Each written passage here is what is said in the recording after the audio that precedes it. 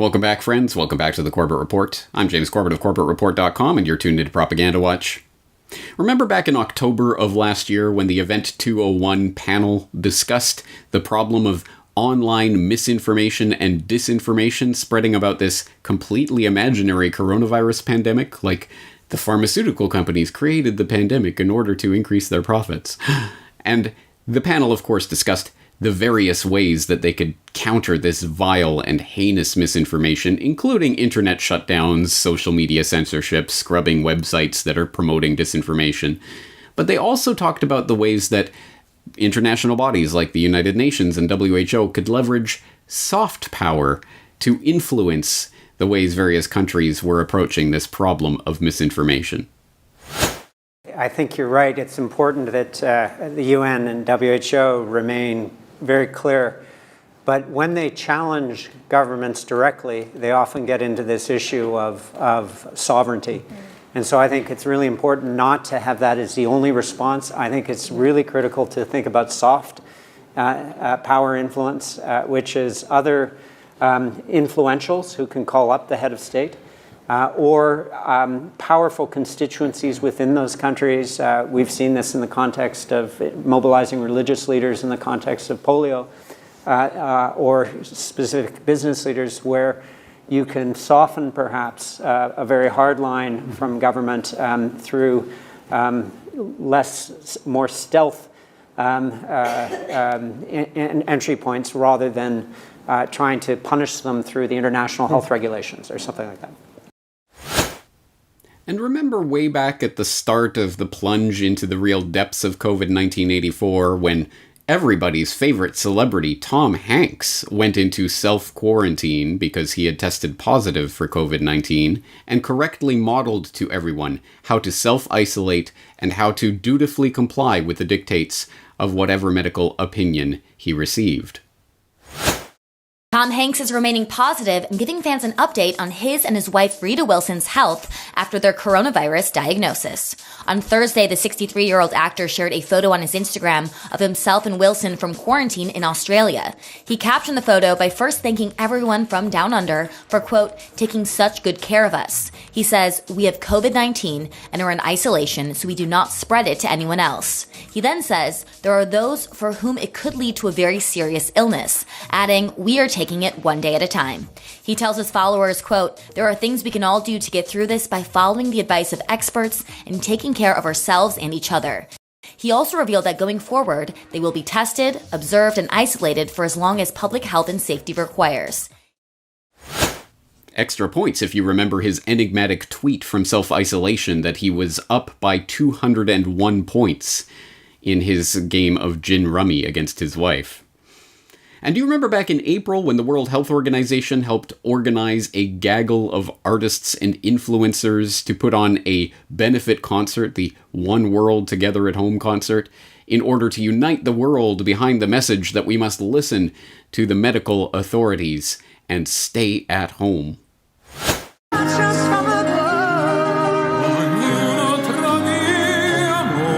Being touted as the largest virtual gathering of major artists and influencers since the Live Aid concert in 1985. The One World Together at Home event showcased the who's who of top music stars and celebrities, who came together over the weekend for a special broadcast of music, comedy, and personal messages, all in gratitude to those around the world on the front lines of the coronavirus pandemic. So what can we do? We've got to take care of our healthcare workers and we've got to buy them time by taking care of ourselves. The event was led by the World Health Organization and the nonprofit group Global Citizen. And do you remember back in May when a bunch of celebrities and social media influencers generously agreed to pass the mic on their social media channels to various health experts in order to allow them to lecture us on the importance of following the diktats of the health authorities? So long, Instagram. Bye-bye, Instagram. Farewell, Facebook. Sayonara, Twitter. See you later, followers. The last person you need to hear from right now is me. I'm taking a hiatus. For one day, I'm handing over my account to experts on COVID-19. People who actually know what they're talking about. So instead of hearing from me, you'll be hearing from dozens of experts, like Dr. Anthony Fauci. Are you starting to get the feeling that maybe there's a concerted propaganda campaign going on right now in order to use soft power influence like celebrities and social media influencers in order to get the public on board with the dictates of the World Health Organization as filtered through the various national health authorities? Because if that's your feeling, ding ding ding, you are correct. Come down and take your prize. Yes, my thanks go out to a listener named Bill who pointed out this recent article that passed through the news feeds that I didn't see when it came out last week, but it is a pretty important story because it gives us some little window of insight into what's happening. Obviously, a much larger story is at play, but this gives us at least one tiny window that we can see through that shows us what this story is about. It comes from dailycaller.com from last week. World Health Organization hired PR firm to identify celebrity influencers to amplify virus messaging. And this report notes, quote, amid scrutiny over its response to the coronavirus pandemic, the World Health Organization in early May hired an American public relations firm to burnish its image, including through identifying so-called influencers to help amplify messaging about COVID-19. According to documents filed with the Justice Department this week, WHO inked a $135,000 contract on May 1st with Hill & Knowlton Strategies to craft a public messaging strategy. Hill & Knowlton, which registered under the Foreign Agents Registration Act, proposed identifying 3 tiers of influencers: celebrities with large social media followings, individuals with smaller but more engaged followings, and hidden heroes, those users with slight followings but who nevertheless shape and guide conversations. The celebrity influencers would be used for greater amplification of WHO messaging, according to Hill & Knowlton's proposal, which was first reported by the Daily Beast. And yes, I will put in the link to the actual document, Exhibit A to registration statement pursuant to the Foreign Agents Registration Act of 1938 as amended by Hill & Knowlton to register as foreign agents so that they could lobby on behalf of the World Health Organization. And here's the proposal and some of the screed of what they were attempting to do here. And there's the contract in black and white and the $135,000 or whatever it was they were spending on this particular contract, which I think we all know is not the whole story. This is not everything, but this is one documented black and white contract we have of part of the social media celebrity influencer campaign that the World Health Organization is using to shape our understanding of the COVID-19 epidemic. And it does seem interesting that they used Hill & Knowlton specifically as the PR firm that they went to for this particular contract. Hill & Knowlton, where have I heard that name before? By the 1990s, the post-Vietnam public was growing increasingly wary of calls for war in far-flung corners of the world in countries many had never heard of. And so it was that in 1990, when the politicians and their deep state controllers required the American public to be motivated to wage war against Iraq for its invasion of Kuwait, they hired a literal PR firm to sell an even more brazen set of lies to Joe Sixpack and Jane Soccer Mom. The most famous of these lies revolved around Nayira, a young Kuwaiti girl who sparked international headlines for her shocking testimony before the Congressional Human Rights Caucus in October 1990. In a tear-stained speech, she told a harrowing story of the horrors she witnessed being committed by Iraqi soldiers at a Kuwaiti hospital where she was volunteering. The second week after an invasion, I volunteered at the Al-Adan hospital with 12 other women who wanted to help as well. I was the youngest volunteer. The other women were from 20 to 30 years old. While I was there, I saw the Iraqi soldiers come into the hospital with guns. They took the babies out of the incubators, and left the children to die on the cold floor.